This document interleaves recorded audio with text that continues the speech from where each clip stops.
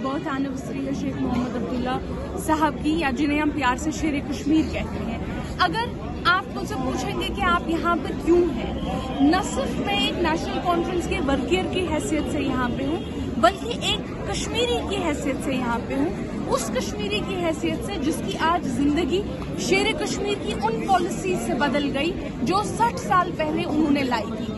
जब land to the tiller लाया था, 13 लाख कनाल जमीन जो थे यहाँ के गरीबों को दिए गए थे, और 1 मिनट में उस एक लॉ की वजह से जम्मू और कश्मीर को अगले 200 साल तक गरीबी से बाहर निकाला गया। और हर इंसान को आज जब हम देखते हैं कोई सड़क पे नहीं सोता, हमारा क्यों नहीं सोता सड़क पे कोई, क्योंकि सबको 13 लाख कनाल जमीन दिए गए थे जो अनप्रेसिडेंटेड है जम्मू एंड कश्मीर में। प्राइवेट लोन्स माफ किए गए थे, जबरन स्कूल किया गया था।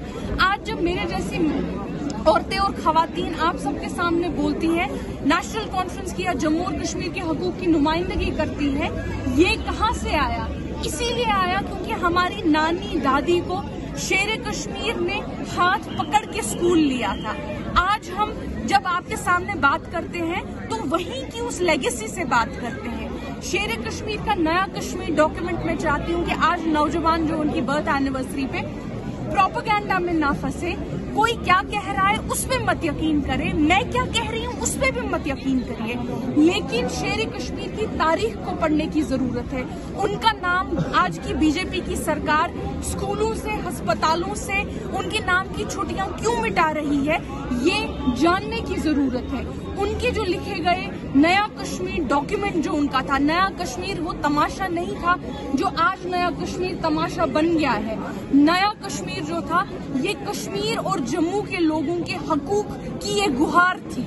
जिस वक्त महाराजा के दौर में हम लोगों को खतों करके बुलाया जाता था, बिगार पे लिया जाता था, बेइज्जत किया जाता था, कोई हक नहीं था हमारे पास, एक जानवर के पास हमसे ज्यादा हक दिए गए थे। कहीं ब्रिज पुल पार करना होता था तो पहले उन्हें सलाम करनी होती थी, चिट्ठी पढ़नी होती थी तो अपने पड़ोसी से चिट्ठी पढ़वानी होती थी। उस गुर्बत से, उस बेकदरी से जब हमको बाहर निकाला गया, उसकी गुहार नया कश्मीर का एक डॉक्यूमेंट था जो शेर कश्मीर ने यहाँ के लोगों के हकूक के लिए लिखा था कि यहाँ के लोगों के लिए क्या हकूक होने चाहिए, यहाँ के बच्चों के लिए क्या हकूक होने चाहिए, यहाँ की खवातीन के लिए क्या हकूक होने चाहिए, यहाँ के मजदूरों के लिए क्या हकूक होने चाहिए, यहाँ के लिए जो आम डेली वेजर गरीब लोग हैं उनके क्या हकूक होने चाहिए। उस नया कश्मीर डॉक्यूमेंट को मैं आज नौजवानों से खास तौर पे अपील करती हूँ कि उस डॉक्यूमेंट को पढ़िए, वो पब्लिकली अवेलेबल है, उसे पढ़िए और देखिए कि नया कश्मीर आज का ये तमाशा नहीं था जो बीजेपी ने नया कश्मीर तमाशा बनाया, वो आपके हकूक की गुहार थी। तो बीजेपी दावा कर रहे हैं कि हमारी होगी, क्या सच्चाई? जब बीजेपी इलेक्शन कराएगी तभी तो उनकी हुकूमत होगी। जो इलेक्शन से इतना डरते हैं कि इलेक्शन कराने से उनके हाथ कांपते हैं, तो कौन सी हुकूमत बनाएंगे वो यहाँ पे?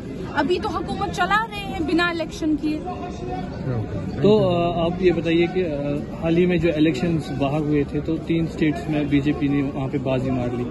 अब कल जो है यहाँ कश्मीर जोन में उन्होंने सेलिब्रेट किया और उन्होंने कहा कि यहाँ के लीडरों को ये चेतावनी है कि अगला सीएम जो होगा वो बीजेपी से आएगा और जहाँ की जो पार्टियां हैं उनकी नींद हराम हो गई है। देखिए मुझे तो किस तरह से मुझे तो बड़ा मजाकिया सा एक मंजर लग रहा था जब बीजेपी कश्मीर का यूनिट जो है बाहर की स्टेटों की इलेक्शन की सेलिब्रेशन कर रहे थे। भाई आप लोग तो खुद जॉबलेस हो, आप बाहर की स्टेट की क्यों कर रहे हो? बीजेपी को बोलो कि इलेक्शन यहाँ कराए, फिर देखेंगे।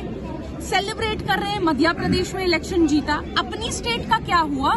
और मजाक की बात तो ये है, ये तो अब एक तमाशा बन गया है। अभी कुछ दिन पहले यहाँ की बीजेपी की इंतजामिया जो है सेलिब्रेट करती है पता नहीं किस स्टेट का, नागालैंड का किस स्टेट का स्टेटहुड डे, वहां का आप स्टेटहुड डे सेलिब्रेट करते हैं। जम्मू एंड कश्मीर में यहाँ का आप यूनियन टेरिटरी डे सेलिब्रेट करते हैं। तो ये तो आप हमारे जख्मों पे नमक छिड़क रही है बीजेपी और अपना ही मजाक बना रही है।